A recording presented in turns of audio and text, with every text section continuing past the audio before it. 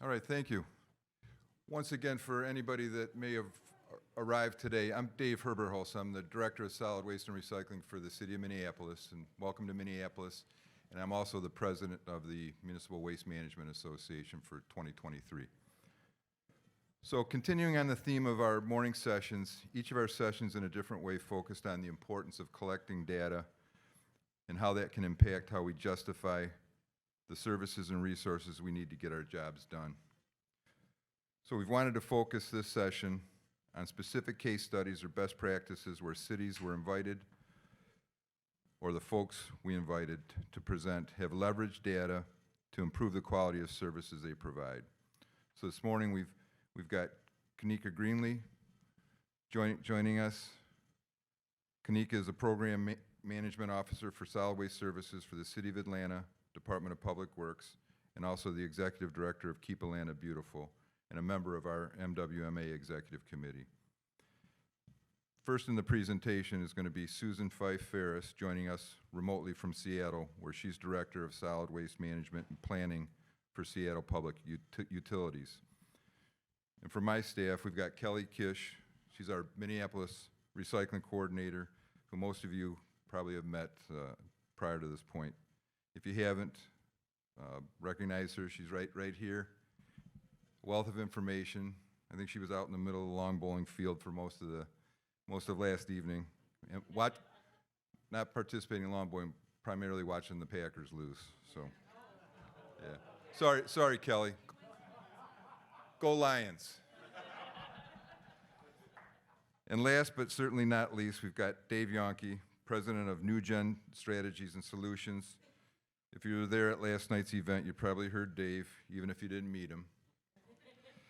Frankly, given the outcome of the game, we weren't sure Dave would show up today. But we're also glad that Dave's here, and go Lions again. So let's get started. Let's get started with Susan, remotely from Seattle. Thank you. Thank you, Dave. Can you guys all hear me? Somebody shout out and say yes. Can you hear me okay? Oh, let's get my slides up. Thank you. So, anyways, first off, thanks. I think I need to do a shout out for the Seahawks, since we heard about the Lions. But anyways, let's get going with the solid waste system in Seattle. So I'm here to give you an overview and talk about data. We've been collecting data for a very, very long time, about 40 years, and we use that and analyze that. And I'm going to give you examples of how we have used that. So I want to get you grounded in our system. So one of the fundamental things is everybody has to subscribe for garbage. Everybody has to do it. That means residential and commercial have to contract with the city for garbage collection. With their garbage collection, they get recycling embedded into their rates, and they pay based on their container size for their garbage can. And then they pay a separate fee for organics. A commercial entity can contract with whomever they want to for their recycling and organics, but all residential get it through the city. And all garbage is collected at curbside under a city program.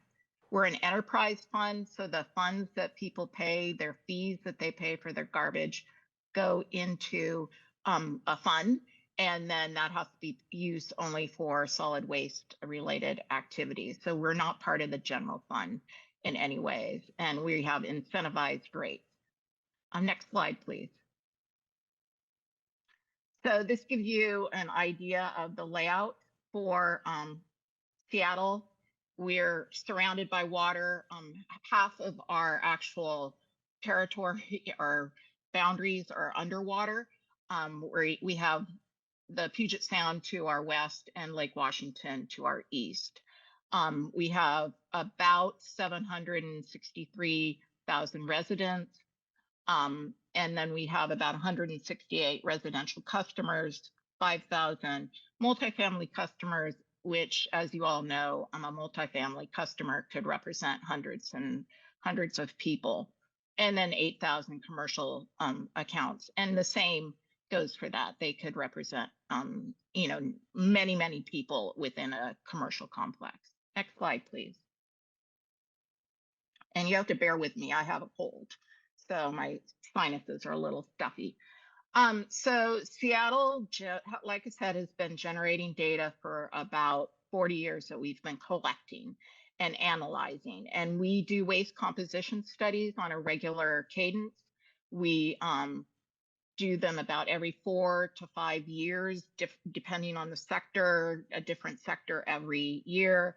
We do commercial recycling, we do organics, we do residential organics, we do them all, and they're all available on our website. If you ever want to go look at one of our waste composition studies, just go to Seattle, just Google Seattle waste composition studies, and they'll pop up and you can look at them.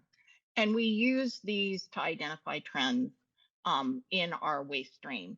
And those trends help us evaluate what policies or programs we really should be doing, and then also the impacts that the policies and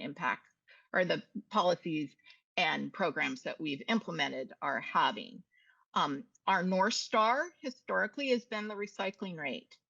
And we have focused on that like most of the industry, but we've also realized that that is not really the best indicator of how we're doing. Capture rates are different. Recycling rates look at what you are diverting basically on a total basis from disposal, whereas capture rates jump down to a more material specific information. And I'll give some examples of why the distinction can make a difference in how you decide your policies and programs. And so we use this again to help prioritize where we're going to put our resources in the future, where we allocate staff and program funding. And one of the things that we've noticed or realized is the recycling rate can be, if you're focusing solely on that, it can lead you to bad decisions. So a good example is you can have a high recycling rate, but you can be generating a lot of material. So take phone books. Phone books are a very heavy material. They're paper. And if you do a program and you eliminate phone books, which they've been pretty much eliminated now, then that takes a lot of paper out of your system. So it may look like your recycling rate is going down, but in reality, you have prevented that waste from being created. So recycling rates don't always give a good reflection of efforts to work upstream and prevent waste in the first place. Next slide, please. So I'm just going to give you some real quick overviews of some of the data that we have. So this gives you an idea of back, 22 years of our overall generation, how we've tracked it. Our population has increased about 35% over the last 22 years, but our overall generation has stayed pretty steady or reduced. And you can kind of see as the economy impacts it too. And then our overall recycling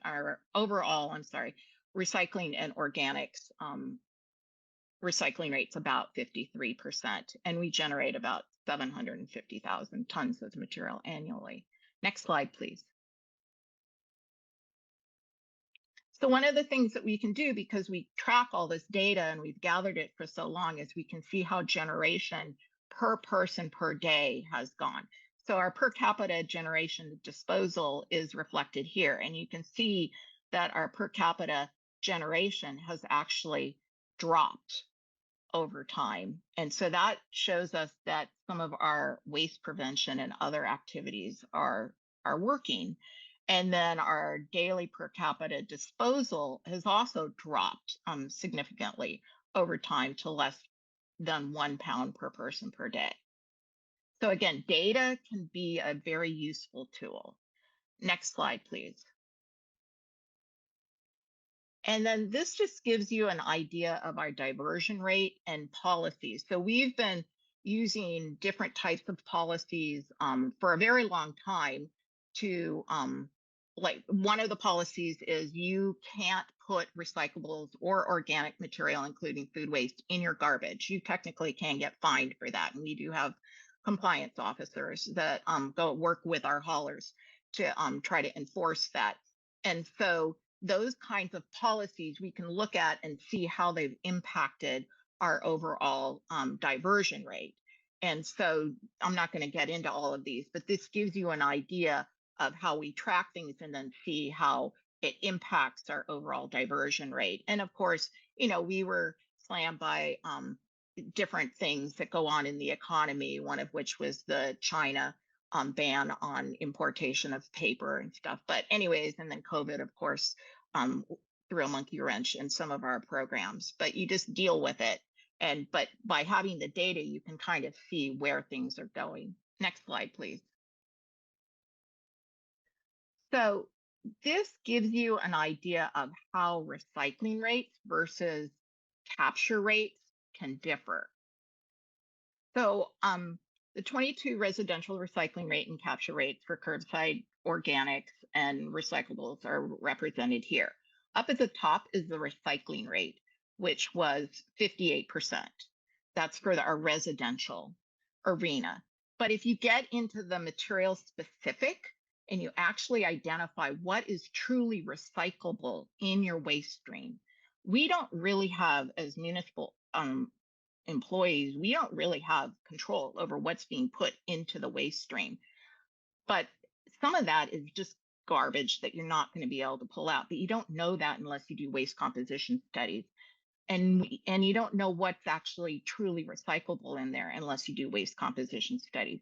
So by doing that, we can identify what is truly recyclable and then how much of that are we capturing.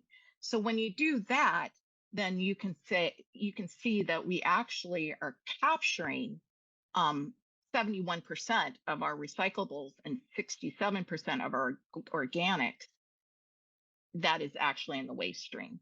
And so you're actually doing better than the recycling rate might indicate. Next slide, please.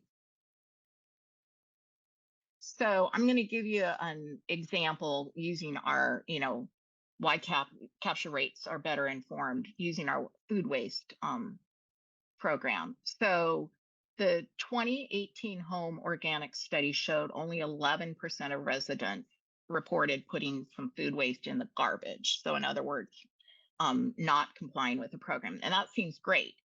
But then when we did the residential waste composition study, it told us another story that basically only 36% of the food waste generated by residents was being captured for compost. And that told us we're not doing that well. And then if you bifurcate that between single family and multifamily, you see you're doing better with single family and really missing the mark with multifamily. So what the data told us is that really we weren't doing as well as just a survey would have indicated, and that we really needed to focus more on food waste in the entire residential sector and significantly increase our access for the multifamily sector. Next slide, please. And I'm not going to get into this, but this is, you can see the percentage versus what the capture rate is. And the capture rate can be much higher than the percentage of food waste in the garbage and stuff. So anyways, I'm not going to get into this too much because I don't have time, but I'm more than happy to talk through these later. Okay, next slide, please. So contamination.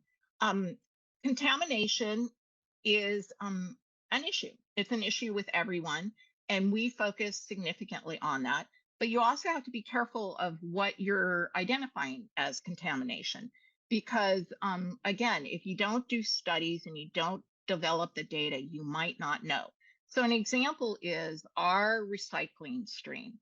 So if you look solely at the residuals that are going out the back door of the MRF, the material recovery facility, you will think that our contamination rate is 23%, because about 23% of the material going into the MRF is going out the back door as residuals.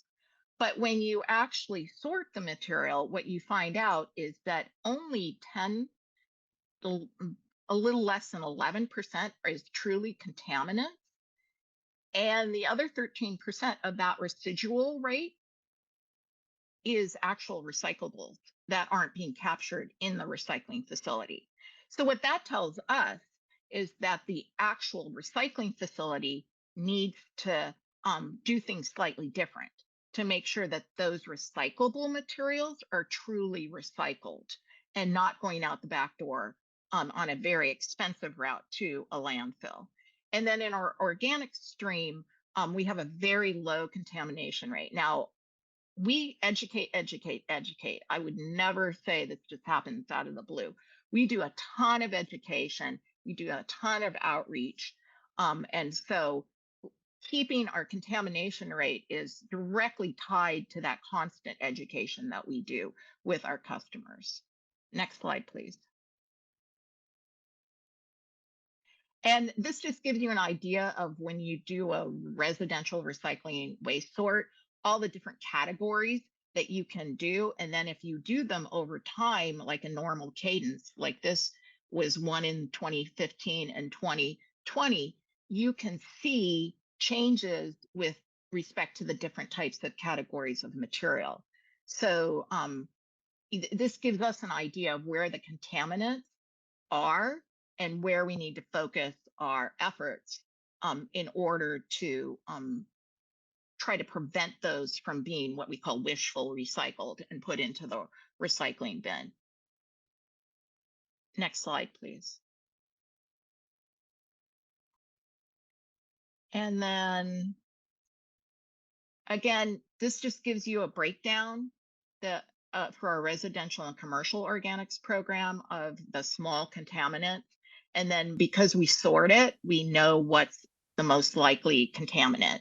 And so non-compostable paper or potentially compostable paper, you know, those are like paper plates that are coated in the wrong material and therefore they don't break down in our system. Non-recoverable waste such as, you know, glass and hazardous waste and diapers. Diapers is a big deal. Pet waste is a big deal, but it's still a small fraction, but it is a contaminant, but we can focus on that.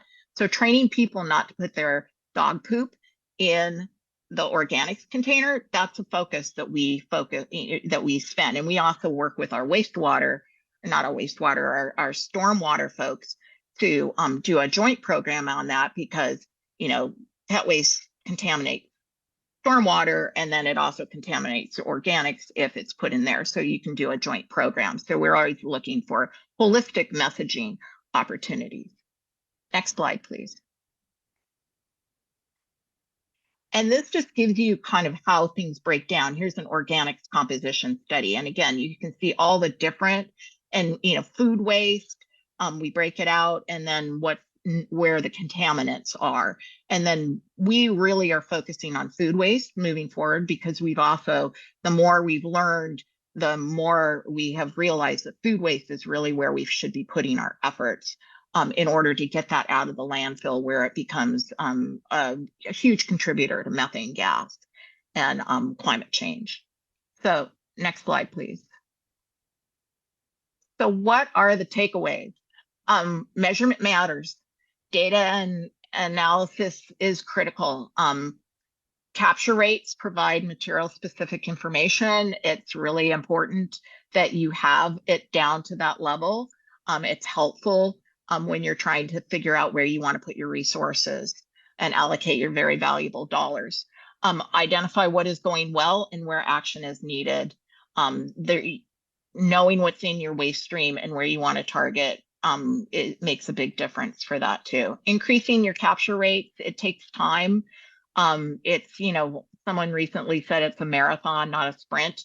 You really have to take time. You have to put money into education, and you have to work the system the best you can, and then learn for others. Our website is full of data, full of information. We just recently released our waste prevention 2022 waste prevention and recycling report that gives you all the data from last year.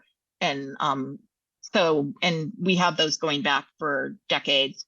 And you're welcome to go in and use that and reach out to me at any time. Next slide, please. And here's my contact information if you'd like to reach out if you have further questions. And that's it. Thanks very much. And I'm not sure who's going next, so I'm going to hand it off. Thank you, Susan. Questions will be answered at the end of all the presentations. So next we've got Kanika Greenlee from Atlanta.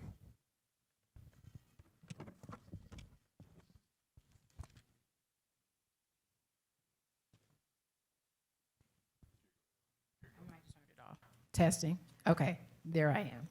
Hello, I'm Kanika Greenlee with the City of Atlanta, and I'm over our Solid Waste Services Department.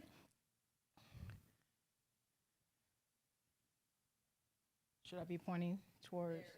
Okay, there we go. So I will talk about some of our measurement methods. Let me see if I can go back. I went too far. So unlike Seattle, I live in the South, in a state called Georgia, and we have not been doing measurement for 30, 40 years. We really started doing measurement in 2017. I came on board with the city in 2015 when we did our first pilot measurement study in 2017. And then in 2019, we were awarded a grant from the Recycling Partnership, one of the largest grants to improve recycling for a local government. It focused on single-family, multifamily, and colleges and universities. My portion was a residential focus. Of that $4.1 million, $3.3 million went to our residential recycling program over the course of 3 years. So that's what I'm going to talk about today. So it was funded by the Coca-Cola Foundation. The time frame was 2019 to 2022. Again, it was a single-family focus. We service approximately 100,000 residents in the city of Atlanta. We only do residential. We do not do commercial in the city of Atlanta. So we had a multifaceted, multi-year behavior change campaign. Our two main goals were to increase participation and decrease contamination. So we had some robust evaluation approaches, cart tagging.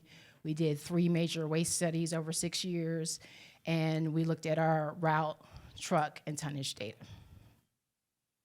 And I skipped over the COVID caveat. We all know what happened during COVID. I don't think I needed to say anything about that, but we took that time when we couldn't have teams go out on the street to do some other work. So we did an ASL study, and we looked at what percentage of our city could be serviced by ASLs. To my surprise, they say 87% of our city can be serviced by ASLs because Atlanta is the city in a forest, so there's lots of trees and low-hanging wires, but we found that about 87% of our city could be serviced by ASLs. So here's a history of our measurement from 2017 to 2022. So we started in 2017 with that pilot program I mentioned earlier.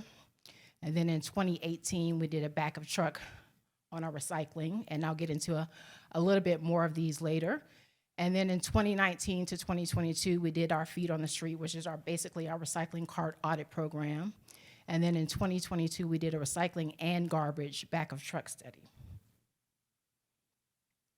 So feet on the streets, I think most people are familiar with this program, but for those that are not, we identify houses and we visually evaluated them for contamination. So we identified the top 6 contaminants in the city of Atlanta. For us, it was single-use plastic bags and people bagging their recycling. So any cart that had contamination got an oops tag. We were ruthless. So if you had one bag from your favorite retailer, you got an oops tag. And we really saw that behavior change piece kick in. So Cascadia did all of our measurements. They did a curbside paired cart capture study. So this is where we randomly selected households. If you had your recycling cart out and your garbage cart out, they were taken to a central sorting location, and we looked to see what was in your carts. So the back of the truck studies was a little different. We randomly selected our trucks as they came into our transfer station. Our MRF partner is Pratt in Atlanta, and we randomly selected a sample, and we picked 125 to 200 pounds of those samples. Those contents were then sorted, and the material type was recovered. So let's get into some of the data. So this is our cart set out rates from 2017 to 2022. So we still have some room for improvement, as you can see. But we did increase our households by over 2,000 in 2022. This is our average recycling tons collected. You can see that COVID peak in 2020, but we are steadily making progress, and our tonnage is increasing year over year. So our contamination rates were high when I joined the city, and we've worked steadily to drop those with this education program. When we did the cart tagging study, we also sent info cards by mail to the residents. We sent specific mailers to you or to your home on the type of contamination that you did. So if you put a plastic bag in your cart, you got a flyer about plastic bags. If you put textiles in your cart, you got a info card about textiles. So we were able to drop our contamination rate by more than 30% over the course of those years. So I talked about bag recycling in carts. We dropped that dramatically as well. It went from almost 5%. So a lot of people in Atlanta thought they were doing the right thing by putting a liner in the recycling cart and bagging it and dropping it in. And it was wrong, just as wrong as a person that's putting that single-use plastic bag in the recycling cart. So we were able to drive that message home. So here's some of the data that we collected in partnership with the recycling partnership. The set out of our recycling carts with visible contamination went down from 22% to 10%, which was noticeable for us. And so this shows the pre and post, and when I say pre and post, before we went and did feet on the street, and then after we did feet on the street. Recycling set outs and bagged recyclables. So we decreased by over 40% the number of households that had bagging or bagged the recyclables in their carts. And so this is going to get into some of the back of the truck studies that we did. So we break it down by material type, and you saw this in Susan's presentation. It's very similar by material type: paper, metals, glass, plastic, contaminants. Our paper is our highest capture in our recycling carts. Surprisingly, glass was higher than we expected, and we were pleasantly surprised by that because we had some hiccups with glass and we had to stop and start. So we were pleasantly surprised by the glass in our cart. So this is the campaign that we did to focus on the number of bags and the quantity of bag materials still going to the recycling carts, but there's still an opportunity to reduce these materials in our recycling carts, but we just wanted to show like where we are, the data again. Recycled materials, this is the increase that we've had over from 2019 to 2022. So we increased our paper by 26%, metal by 57%, glass by 50%. So we've had some great strides. And then again, you can see we decreased that bagged recyclables. It reduced by 46%. So these are our top contaminants in our recycling cart.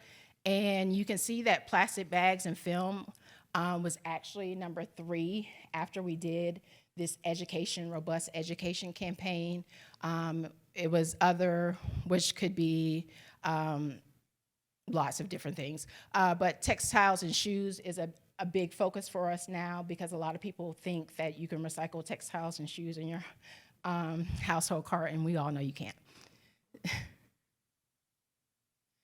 So the capture rates, I won't go into the deep dive because Susan already did it for me, but here are our capture rates. So we had a 48% capture in our paper, 25% in metal, 44% in glass, and 27% in plastics. And this shows what was in our garbage, what was bagged, and what was loose. So these are our top recyclables in our garbage carts, things that we want to get out of our garbage and into the recycling cart. So mixed paper, there's still an opportunity. OCC, there's still an opportunity. Glass are our top 3. So that's it for me. So I will turn it over to Kelly. Thank you. Big green button.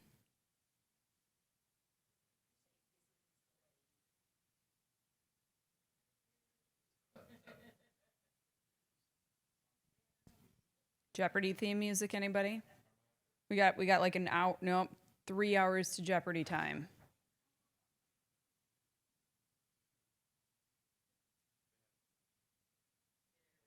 There we go. Okay, so I am going to tell you how you can do some of the fun things Connor was talking about without the fancy software, because that's kind of what we do here in Minneapolis at this point. So a really quick overview of our office. We also do predominantly residential collection. We do have about 100 commercial, small parks, things like that, like coffee shop type commercial establishments. But the bread and butter of our pickups are 107,000 1 to 4 unit residential buildings. A difference between Minneapolis and Seattle is that it is completely voluntary that people participate in the recycling and the organics program. However, there is no additional cost if people want 1 or more recycling carts or if they want to participate in the organics program.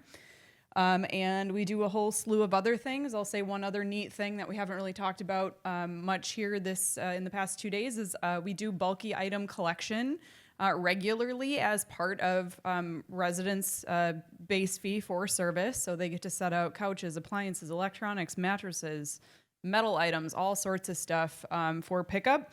And the real truth is, I'm sure most people don't actually know that that's a program because, as you're all aware, so long as it goes away, they don't care what happened to it.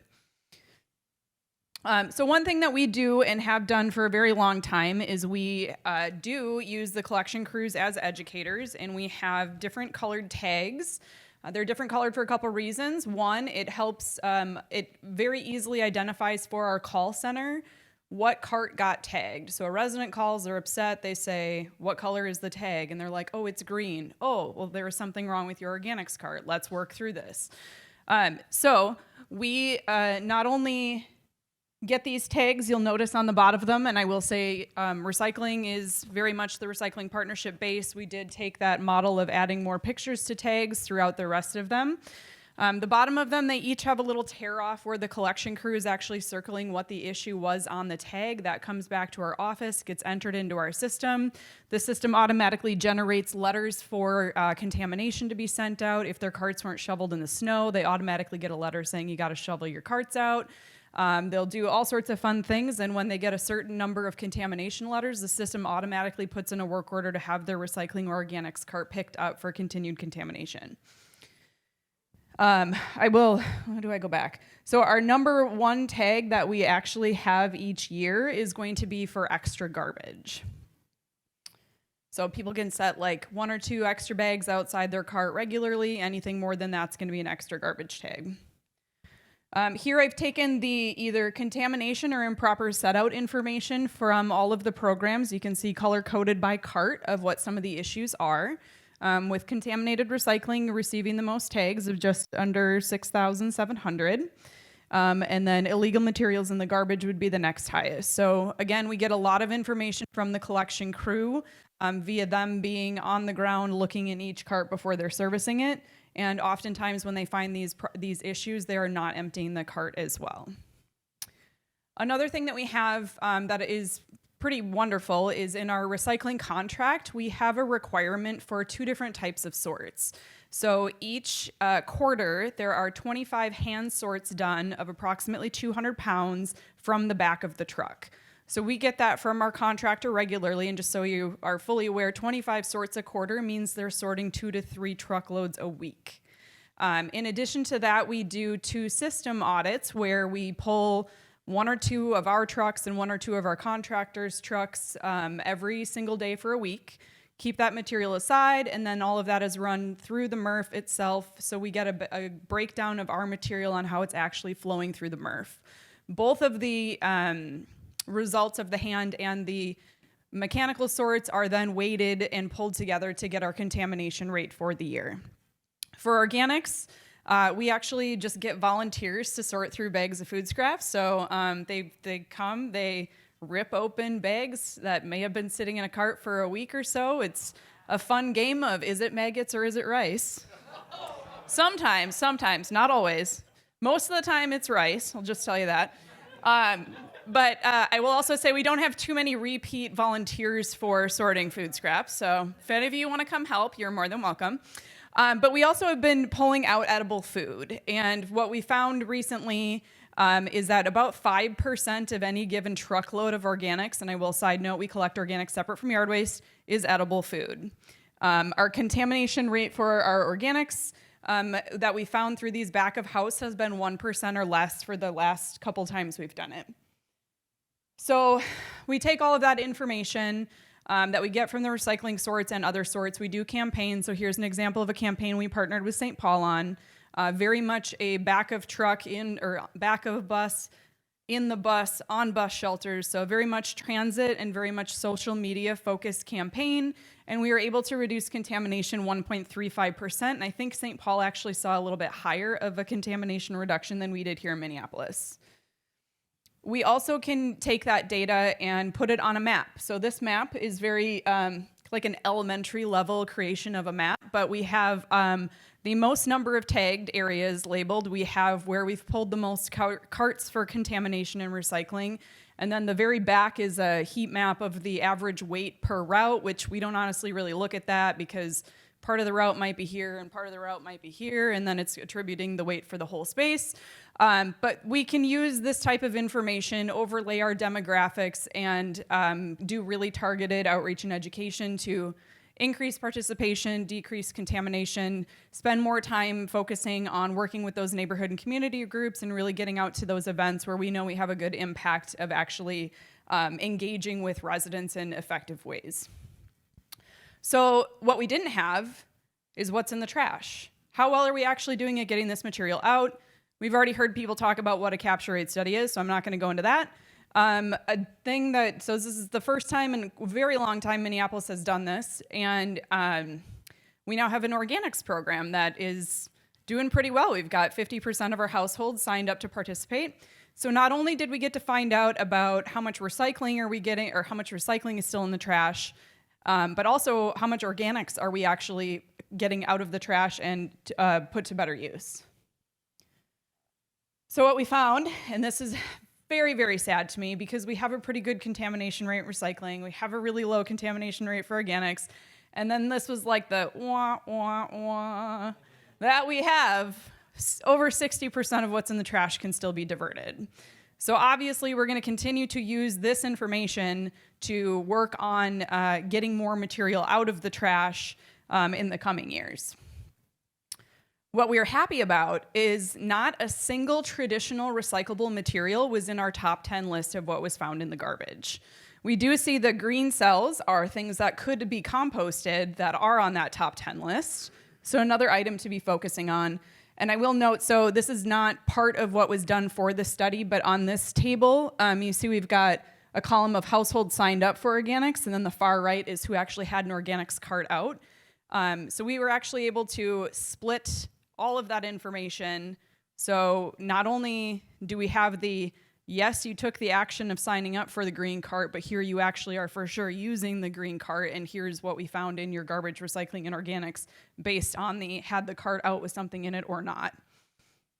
which I think is fascinating. And I really want to dive into this at like what region of the city do you live in, but there's just simply not time right now. So we also have what are the most valuable materials in the garbage? Obviously, we need to work on getting those aluminum cans out of there. That's, a very, very high dollar amount that we could be recovering and getting to our recycling processor and getting all that revenue to help keep our costs lower for customers. Moving on to recycling carts, we did see 3 contaminants in our top 10 list of what's in recycling carts. So again, just more information to continue to use to reduce contamination going to recycling. And also one I really want to do is use this cutlery and straws piece to change some city ordinances. We've got a green to go packaging ordinance that says all to go containers must be reusable, recyclable, or compostable. It does not address straws and cutlery. We did a subsort of that straw and cutlery and found 9% of it was still in the original plastic packaging it came in, was never taken out. We don't know how many of those were delivered, put in a bag, not in a straw, or I'm sorry, not in a container or plastic packaging. And overall, if we extrapolate these 700 households across the entire city, we are picking up 15 curbside recycling bins of just straws and utensils every single day. Hopefully, they're all in the garbage cart, but I can tell you they're not. But I'm not going to go into that because I don't have time. So recycling contamination, 40.6% of which is different forms of plastics, which we already know people have the most confusion around plastics. So just additional information to continue to educate folks with. And then in our organics carts, this one actually made me really happy that over 50% of what was in our green carts is the food that could not have been eaten. So people are listening to the pits, the peels, the bits and the bobs, all of that's going in the organics. And this shows the difference between our capture rate. See, we got this 9.8% contamination up there. When we pulled those carts from the crew, there was no intervention, or from the curb or alley, there was no intervention by the crew. So in all of our hand sorts that we've done and all of the sorts we've received from the recycling facilities, that crew intervention of checking and leaving the tag was completed. So this kind of even gives us an idea of the collection crew essentially reduced 8% of contamination in our organics stream by checking and not emptying those carts that had contaminants in them. Now, just a little bit of overall, this is a lot, so I'm not going to really go through it, but generally what this also allowed us to calculate by sorting separately from households that were signed up for the organics program versus those that weren't, is that people who have signed up for the program recycle more in all of our targeted categories. And not only that, but do they recycle better? So they are more likely reading the educational material, using the website. They're more engaged and motivated to make sure that what they're putting in the cart belongs in the cart. And so overall, just some key findings, and what we'll be doing next is really trying to target those high value, high volume items that are in the trash to get them out. So we can continue to increase our diversion rate, because as we all know, the ultimate goal is to, well, one, not produce the waste in the first place, but two, you got to get it out of the trash to where it actually belongs so it continue to provide a benefit. And in doing that, with what we've got now data-wise for people with the organics program, is we need to continue to go out and promote the organics program, the benefits of it, and get more people to sign up for it. And then also the very exciting thing that the collection crew looking into carts and leaving those tags is actually effective at reducing contamination. And then this is just one of our pieces trying to combat a couple things here is, people are concerned that their efforts of recycling don't actually make a difference.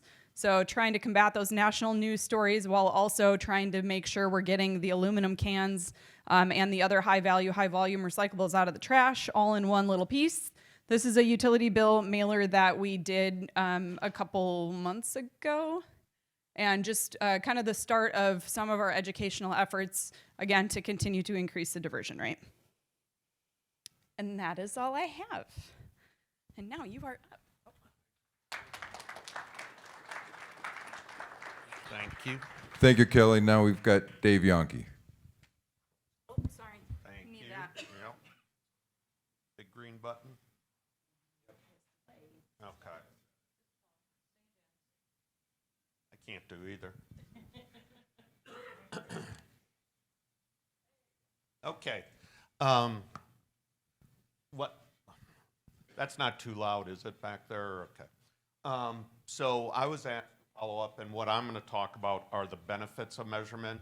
I'm going to go through this fairly quickly. There's going to be information here. These are some things you can measure your community and think about, am I gathering all this data? So my agenda, why do you do it? Why do you gather this information? What do you need to gather? What should you measure? What's next? And then where do you keep your data? So, you know, you just had the prior speakers. You know why you're doing this. It's obvious.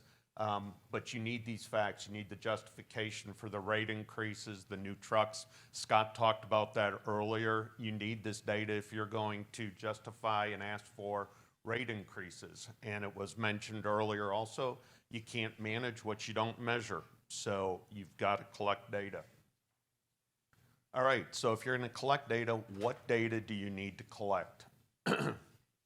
Obviously, you're starting with your budgets, your capital improvement plan, specifically on the capital improvement plan, infrastructure and rolling stock. The one thing I would tell you, if you're not doing this, when we work on cost service studies, we'll do 5 and 10-year forecasts, and we'll sit down to understand what's the life cycle for your different types of vehicles. That is really important if you're doing your ASLs, let's say, at 7 years, commercial, or you do commercial front load at, say, 4 to 5 years, rear loaders 8 to 10 years, your roll-off trucks, you know, can go longer.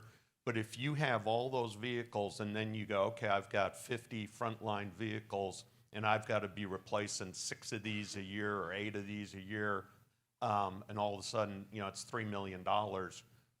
Are you going to be able to do that? Fleet management, fleet maintenance records, the fuel maintenance costs, warranty, shop, you know, what's warranty work? What do you do in shop? What do you contract out? I put this question at the bottom. I really don't mean it as a joke, but who here has a good story with regard to your relationship with fleet maintenance for your getting your work done? Someone's got to have a good story. Ours is in-house. Okay. Okay. So here's the thing I would mention. Whenever we're doing cost service studies, we always hear horror stories. Well, I can't get anything. I don't get the information. We don't know what it is. We had one city, excuse me, they actually put together a memo of understanding as far as, okay, this is the turnaround, this is what we're going to do. And then there's certain things the drivers have to be responsible for. Sometimes drivers will, you know, there's blame on both sides. Sometimes the drivers just want to get the route done. You know, a little problem becomes a big problem. And so you've got to have a good working relationship there. But fleet management or fleet maintenance, these records are critical. This is probably the biggest area where we see there needs to be some improvement in the quality of the data. Because again, you can't measure or manage, you know, if you've got a truck that's costing you $70,000 a year to fix, but you don't have good data on it, you may just keep running that truck. Billing data. So some of the key data, the residential, you need to have this information available. Most of the cities we work with do a really good job on this as far as the size of the carts, second carts. Commercial dumpsters, the size and frequency is critical. The one thing sometimes that they don't track is whether they have second dumpsters. And so you want to make sure, because just if you're in that business, some folks will offer a discount on second dumpsters, so you need to have that information. The roll-offs, the size, open top, you know, are they scheduled, on call, what have you. One of the key things I would mention with this billing data is your customer service reps are critical. The one place we sometimes see where there's a stumble, where there's not good data, is if a container is changed out, if you have new customers or if you have a handicap discount, you know, backdoor service, and then that person, you know, that elderly person, you know, well, they pass away, someone else moves into the house, and there's still the elderly discount being, you know, serviced there. So your customer service reps have to be updating the data. Operationally, here's some information that we typically look at. And so this is very important that you can do this. Collection, the houses per route, that was talked about earlier on a benchmark, the cans per route, the dumpsters per route. Those are things that we like to be able to look at. So you have to be gathering that data in your systems. And again, with some of the route programs, that information is going to be available so you can have it. This is actually, I don't know, is the Rubicon guy here? I know he's going to laugh at me. This is a form we actually use. So yeah, okay, I know. We could put it on a tablet, I know. But you know, this has served us well over 20 years, but we'll move into the, you know, we'll get rid of our paper. So I will say, anecdotally, it is really hard to record stuff on this when you're riding shotgun in a truck. So anyhow, especially 4:30 in the morning, you're trying to hold a flashlight. So, so what should you measure? You know, that's some of the data I'm telling you you should gather. What are you going to do with it? So what's critical, and again, Scott touched on it, he was spot on with the cost of service, but we find if you can break out the cost for every service that you provide, some of the ones, it's going to raise red flags. So for us, a lot of times we'll see bulky collection. And when we show cities what they're spending on bulky collection, they'll go, oh my gosh, we're spending $6 per month per household for bulky collection. And it's like, yeah, because you do bulky collection every week. What do you expect? It's really interesting. There are a lot of clients we have that still do weekly bulky collection. And that's one thing. You cut back to monthly or quarterly, that can make a huge difference. So again, that's something we identify. Let's see, what else? It'll help you also with looking at customer growth. There was some good information in some of the prior presentations about measuring the pounds per household. So again, if you have the data, you can measure that. So with regard to this, again, this is an example. If you have the data, what do you want to measure? These are some things that cities have asked us in the past to look at. Every other week recycling. You know, if you're going to go to weekly to every other week, what's the impact? The bulky, I just mentioned, if you're going from weekly to monthly, quarterly, how much can you reduce your routes? Municipalization is actually, especially in Texas, we have certain limits. The legislature passed as far as how much tax rates can increase on ad valorem. I think it's like 2 or 3%. So we've got clients that have started looking at municipalizing commercial collection and getting into that business for additional revenue. So it's been interesting. So we do this analysis that looks at those different things. So again, you've got to have the data so you can measure it. And I just put this up. This is a good time, like Scott said, to present rate increases to your council, your advisory board, what have you. These are folks in the last 3.5 years, since right before pandemic started, that have put rate increases in, okay? And I want to mention 2 of them, City of Phoenix and then Santa Fe. They did one interesting trend with inflation and all that. They did 2-phase increases about 8 months to a year apart that were, you know, significant. Phoenix went up like $6.50 in total in their 2 rate increases. Santa Fe, Charlene's here, she can talk about it. I think it was like 3.5 in total for the 2 increases. Tucson, Carlos is here. I don't want to jinx him. He got his first rate increase, and the second one is coming towards the end of this year. but this is a great time to justify why you need these rate increases. Okay, I want to talk to you about where you keep your data, okay? So I know a lot of us started with these little, well, I actually started with floppy hard drives, so the 5 1/4. So, but you know, where do you keep your data? So this is probably one of the biggest comments I would make to you is, again, I've been doing this a long time, and you know, when I started, and it's gotten better, but when I started, I'd say, okay, well, I need this data. Okay, well, Joe's got it on his computer. Okay, well, and then Joe retires, and then they don't have the data, or they don't know where it is. And then sometimes some cities are real organized and they keep a lot of data, but then I have 4 different sets of yard waste tonnage and none of them match. And so now I'm like, okay, which one am I supposed to be using? Now I got too much data. So it's just important from a data standpoint to think about where you're keeping this data. Of course, your billing data and financial, a lot of times coming from finance department, but just give it some thought so you're organized on where you retain your data. And I just want to touch on the, and then I'm done. Data warehousing. Who has heard the term data warehouse? Okay, number of you, great.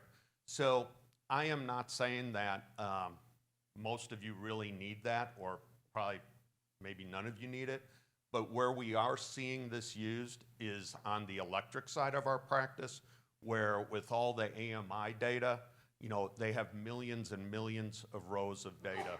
It's just something to be aware of, that it's not just a place where you store the data, but you can do manipulation of it as well. So the data is consolidated in one place, and you're able to query it and use it in doing analyses, so it's all there. Again, I just passed this along. We're really seeing it just on the electric side.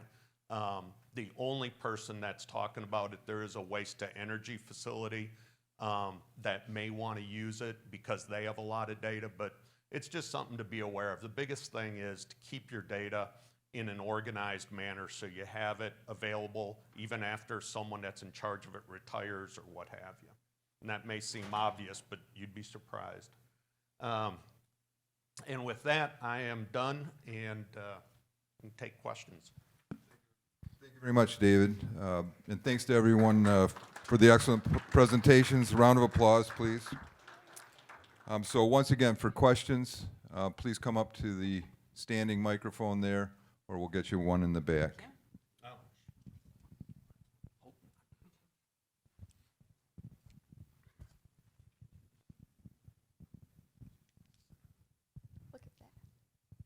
Any questions? I have a question for Kelly. How hard was it to get your drivers on board to do those education cards, hand them out, and how hard was that? That's been happening long before I came to the city. Okay. So Still not preferred. It's not a great response, but they do it more willingly now than they have in the past because they understand it's going to make their job more, easier. Laura? Hi, I have a question for Susan and for anyone else that would like to answer as well. In terms of the kind of ordinances that you've put in place to increase your waste diversion, what do you think has been the most successful? I can ask that for the others as well. I would say 2 things. One, when we rolled out our organics program with food, and then our banning of recyclables and organics from the garbage, and then putting teeth into that with the compliance, inspection and compliance, which goes to the tagging. And we do tagging similar with our haulers tag, and then we have like a 3 strikes you get fined kind of tagging program. But those are the 2, is really moving organics out of the waste stream has had the biggest impact probably on our overall diversion. And then adding food into that Okay, I have a question now for you, Susan. How big is the fine? Oh, it depends on the type of customer. It's like $50. It's not significant, but we really emphasize education. And I think everybody you've heard from today has talked about the need of educating your customers. If somebody gets tagged, similar to what you heard from others, we get a notice to our compliance and officers, which are under my purview. And then it generates a letter.